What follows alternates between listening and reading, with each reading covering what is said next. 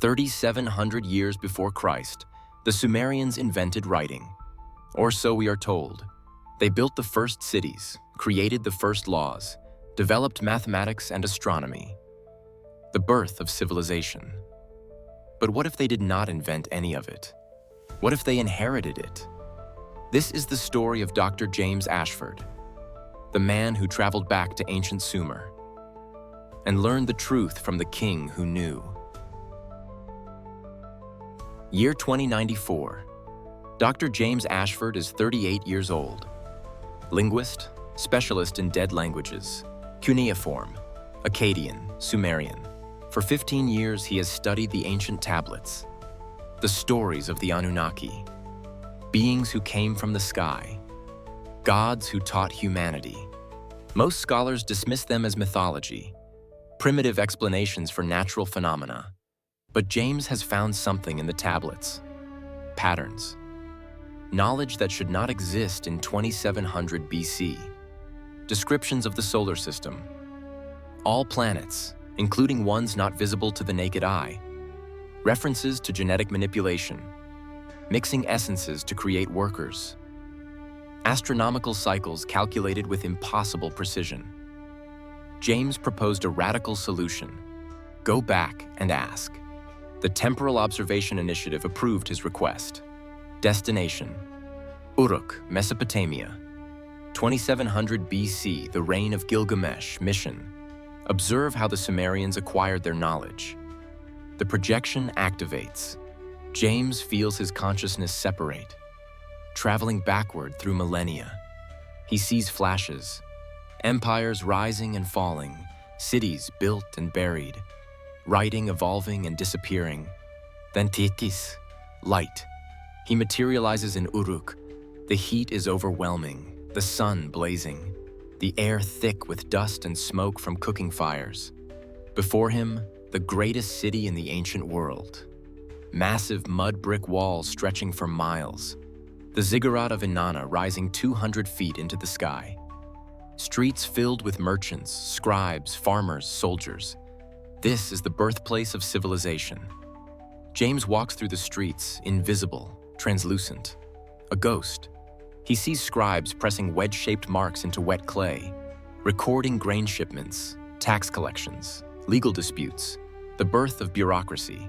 But James is not here for accounting records. He walks toward the palace, the house of Gilgamesh. Inside, cool stone corridors, guards with bronze spears, servants carrying water and food. James phases through walls until he finds the private chamber. And there, sitting cross-legged on the floor, surrounded by clay tablets, Gilgamesh. Not the mythical hero of legend, not a giant or a demigod, a man. Perhaps 40 years old, strong, weathered, intelligent eyes, long black hair and beard, robes of fine linen. He is reading a tablet, fingers tracing the cuneiform symbols. James moves closer. Gilgamesh speaks without looking up. You have traveled far to be here, stranger from the future. James freezes. Gilgamesh looks up, meets his eyes. Yes, I can see you. The Anunnaki taught us many things, including how to perceive those who walk between times. James finds his voice. You know about time travel? Gilgamesh smiles faintly. We know about many things your age has forgotten. Gilgamesh gestures to the tablets around him.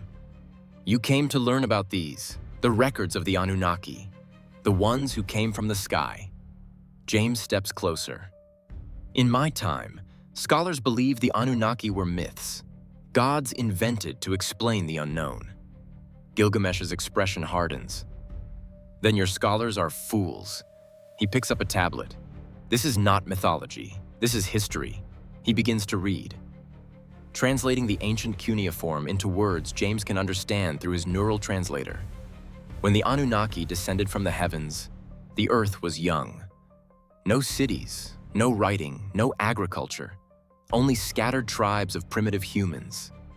Hunters, gatherers, living in caves and crude shelters. Gilgamesh traces the symbols. The Anunnaki came from Nibiru, the crossing planet. They came seeking gold. a metal they needed to repair their dying atmosphere. James's mind races. Gold? For atmosphere? Gilgamesh nods. They mined it from the earth. Deep mines, hard labor.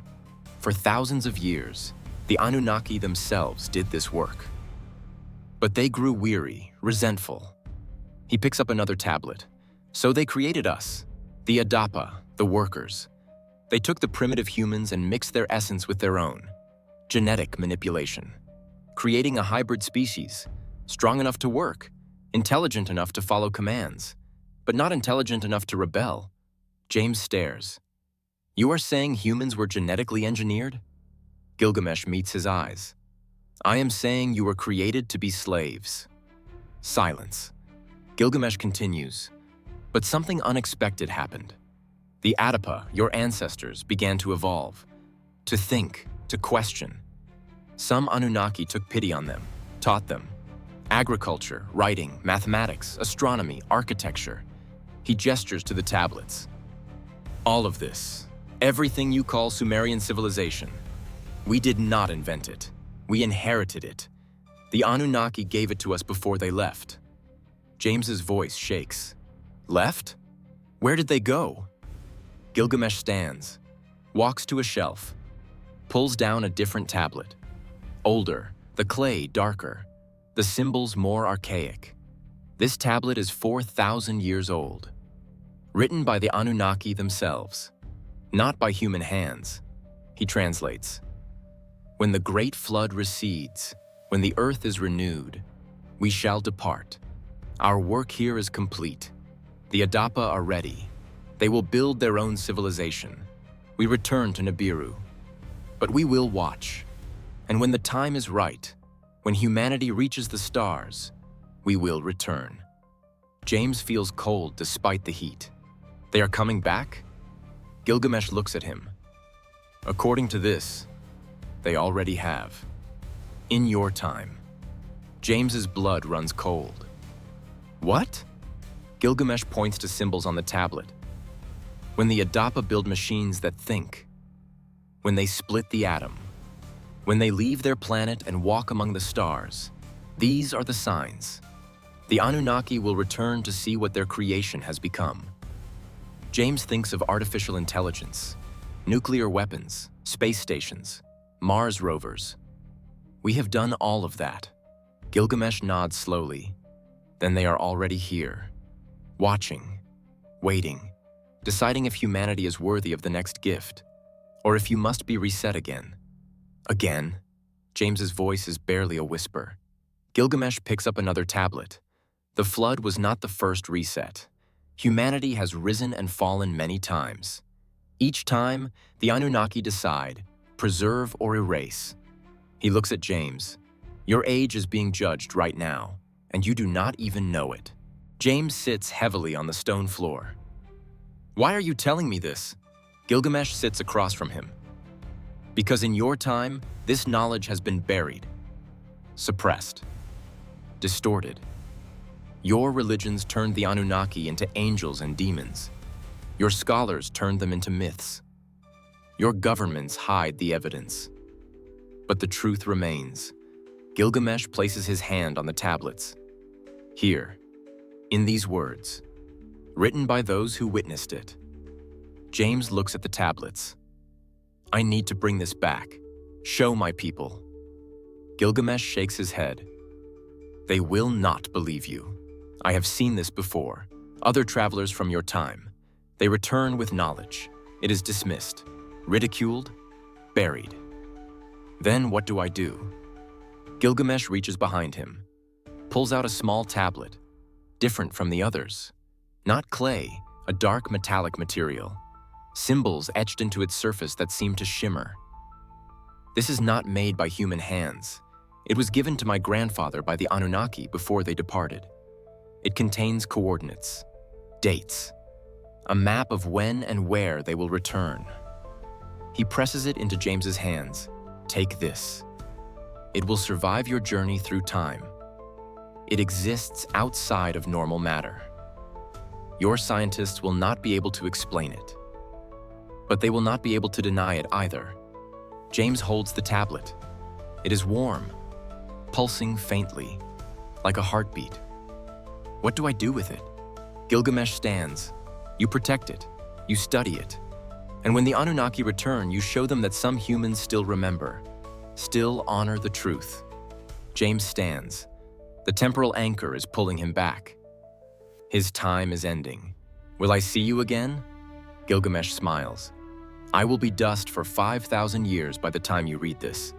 But my words will remain, and the truth will remain. He places a hand on James's shoulder. Tell them. Tell your people that they are not alone, that they never were, that their creators are returning, and humanity must be ready. The light intensifies. James feels himself dissolving. The last thing he sees, Gilgamesh standing among the tablets, guardian of ancient knowledge, keeper of forbidden truth. Then darkness. Dr. James Ashford returned to 2094 with a story no one believed, and a tablet no one could explain. The Temporal Observation Initiative analyzed the artifact. It was not clay, not metal, not any known material. It did not age, did not decay, existed in a quantum state that defied physics. The symbols were cuneiform, but older than any known cuneiform, predating Sumerian civilization by thousands of years. James tried to publish his findings. He was dismissed, ridiculed, his reputation destroyed. The tablet was confiscated, classified, locked away in a vault beneath Geneva. But James knows the truth. The Sumerians did not invent civilization. They inherited it. Humanity was not born, it was created, and the creators are returning. In 2700 BC, Gilgamesh guarded the knowledge. In 2094, James Ashford carries it forward. And somewhere, in the space between stars, the Anunnaki watch, waiting to see if their creation has evolved, or if it must be reset once more. The tablets of Uruk hold the truth. But the question remains, is humanity ready to accept it?